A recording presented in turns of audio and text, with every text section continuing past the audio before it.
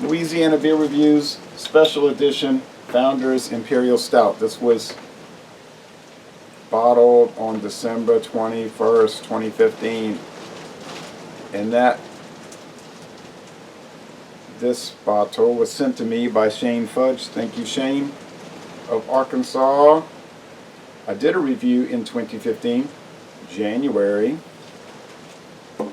and I thought this beer was fabulous. One of the best Imperial Stouts I've ever had. Certainly in the top 3 or 4 or 5.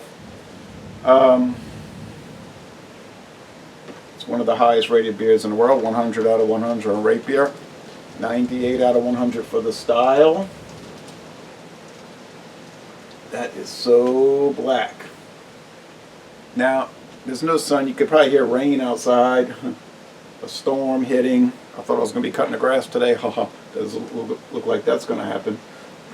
Maybe this evening. Thick tan head.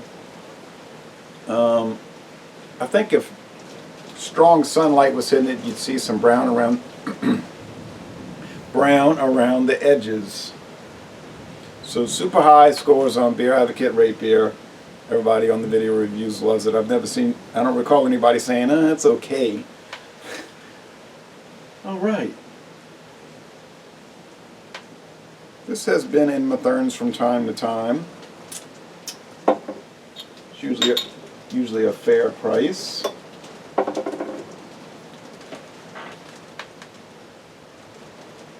Here at 8:30 a.m. The weather. It is strong. The aroma is so bold and strong, and there's licorice and there's dark black cherries. And super sweet, strong malts. This guy I work with, Pablo, he would hate this. He said, give me something good, like Corona. Or what else he said? Corona or... Oh, Negro Modelo. He said, you like Negro Modelo? I said, yeah. And I told him the story of this glass. Okay, anyway.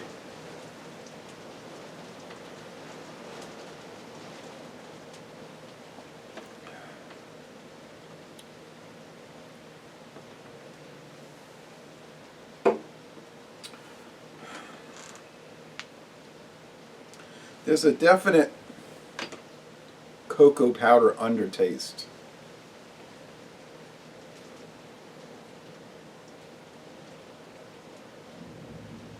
Like a baker's chocolate cocoa powder. It's not using any of that. It's using water, barley malt, hops, yeast.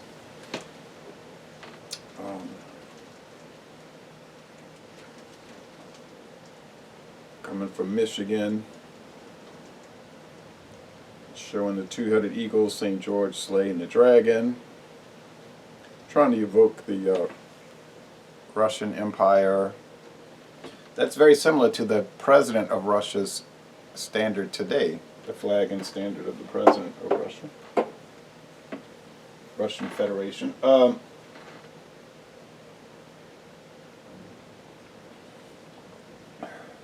So dark malt, some licorice, some chocolate, black bread, just like black bread that you would get at Volksfest at Deutsches Haus in New Orleans.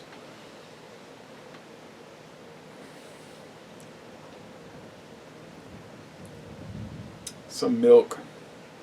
Like I said, strong licorice notes. Bitterness is pretty high. It's saying 75 and it's a full 75.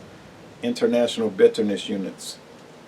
It's a little harsh, and there's a char on it this time, the 2015 vintage, that I wasn't noticing before, but I've only had it once before, so I'm not like somebody who's drank multiple vintages, okay? And I'm just going by memory. Seemed like it was a little more pleasant last time. Now you might say, yeah, but you've just gotten weak. You've gotten older, you're weaker, you can't handle it. That could all be true. These could maybe in my older days, I'm still middle-aged, I prefer lighter, easier going, mellower beers. But I'm not judging that. I'm not, I mean, you're going to look at the international enjoyment units, right? The IEUs. And a lot of these lighter ales and lagers have high IEUs.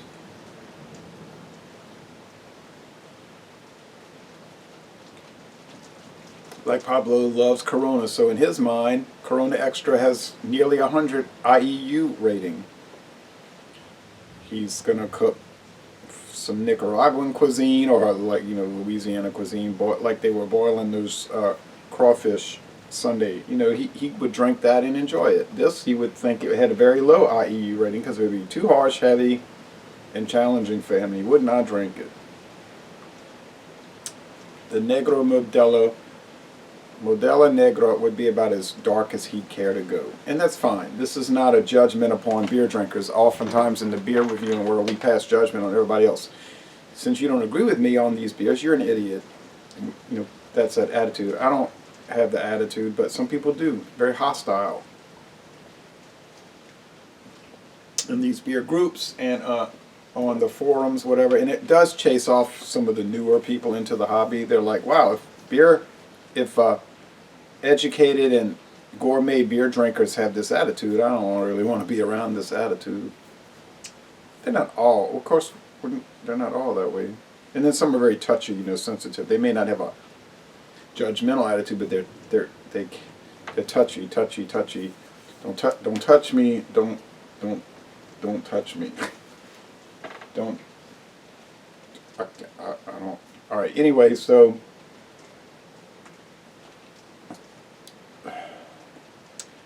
It's becoming more pleasant as I'm drinking it. It seems to mellow out. Like it initially came across rather harsh.